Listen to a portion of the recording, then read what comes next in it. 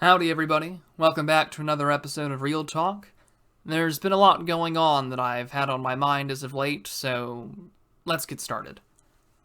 Today I wanted to talk about a variety of things when it comes into regards of technology, social manipulation, and as much as I don't like doing this, I'm going to be dropping a few black pills along the way about what the coming future may be. For those who are happily excited about the idea of owning nothing and being happy, of course, doesn't apply to the people that own vast amounts of land and mansions and acreage while having their private jets as they lead around saying that this is what's left of countries should be doing in order to meet said goals, whether it's on climate or any other kinds of forms of social and global justice. And some sort of libel, of course, against Western developed countries that had been given sort of this divine right in order to advance themselves in the world, and now find themselves, of course, being subverted and being told to make up for past sins. Although certainly, while the past has issues, I wouldn't call them sins at all in the nature of empire and national development. Whereas every civilization on this earth throughout human history has done very much the same things that the West had done in order to accomplish its both strategic, economic, and political sort of rule over the rest of the world, at least as we view it in a lens of Western history. And what I mean by this, of course, is that individuals are most likely going to see, especially as Zoomers become of age and the generation afterwards, whether it's Generation Alpha or something else, finds themselves in a world increasingly interconnected, not just through means of global supply chains, but I mean necessarily online. I have individuals who watch this channel from Egypt. I have people who give me money from Japan and Poland and Norway and the UK. And, 30 years ago, that's not something that you could even remotely think about when coming and providing commentary, or running a website, or any kind of consulting business, or working as a political columnist or syndication. It just wasn't like that. But as technology has evolved, our ability to communicate to others has evolved as well, hence I have the ability to do this on YouTube right now as well as on Odyssey. However, this also means that the mechanisms of social control, the manipulation of the public opinion, and the manufacturing of consent easily comes with it. As it's been often discussed by reactionaries and others on the right, whether right-leaning Hoppians and Rothbardian libertarians, technology has always been used as a way to sort of mask the entropy that comes with social progress, quote-unquote, or what we would just simply call the left being entropy. And in doing so, we're kind of seeing in the West, both due to a mixture of bio-Leninism, but also our inability to stay focused and innovate, that our ability to mask the ongoing social, political, and environmental rot happening right before our eyes is going to get a little bit harder to do with our technology being a mask that can no longer keep up with the rate of social and global destruction of our society, especially here in the Western world. And with doing so, what better way than to create a world where anything is possible, where anyone can be anything that they want to be and merely escape? Not just in the physical world, but I'm more so focusing on the digital.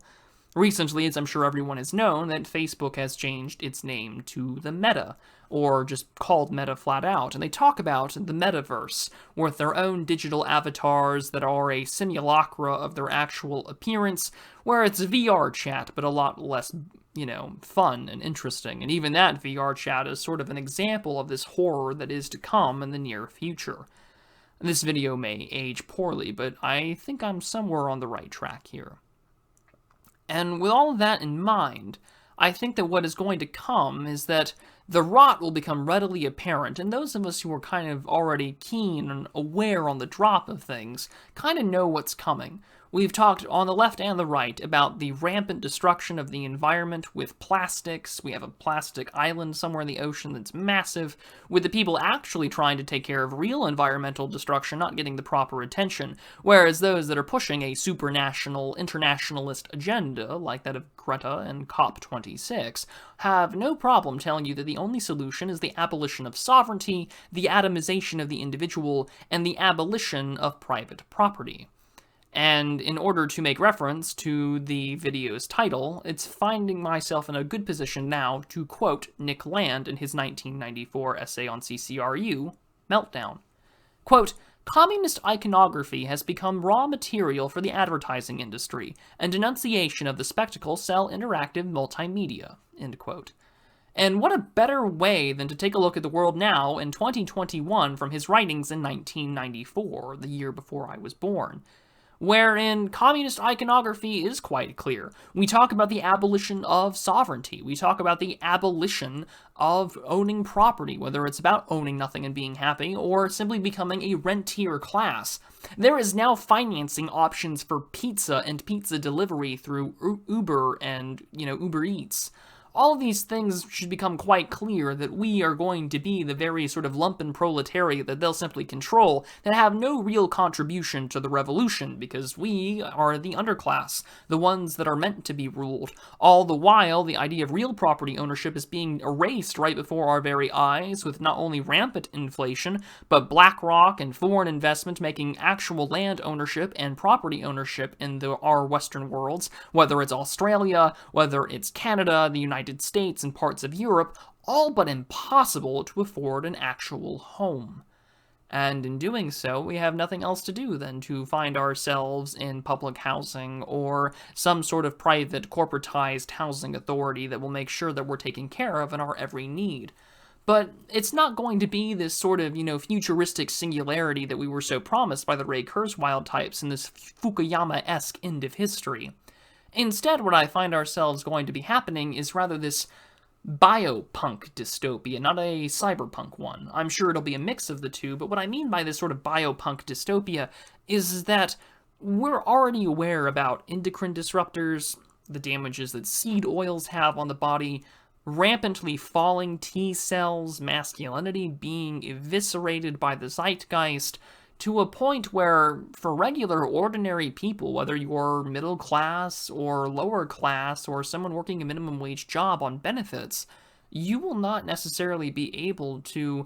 function by creating generational wealth because you won't really have the function to reproduce. At least not naturally, and at least not without tens of thousands, if not more, of any kind of currency in order to afford invasive sort of procedures for fertility, where we're going to see an increasing reliance on IVF technology, artificial wombs, hormone therapies, all of which, unless you are somewhat moderately wealthy, you won't be able to afford.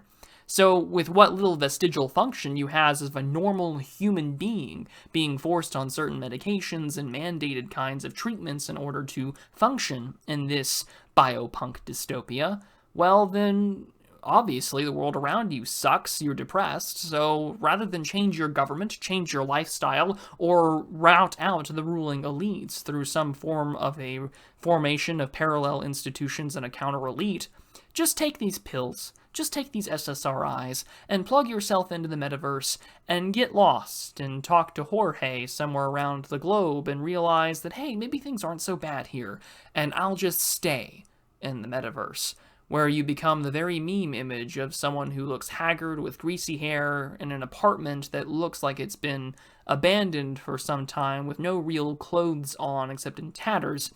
with you plugged in to your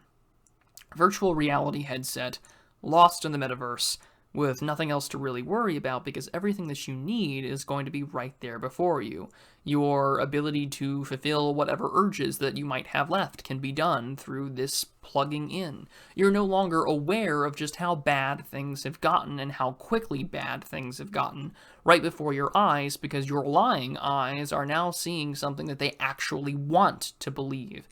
Along with the idea that we can fix things, like John Lennon's Imagine, the idea that we can fix things through some sort of abolition of the state, our national borders, and our sovereignty, also comes with the abolition of man, as C.S. Lewis would write, but now more recently with our technology, the atomization of man, making us far less likely to have an attention span that can even process a 13-minute video like this one, let alone something even long-form like a book such as Spengler's Decline of the West.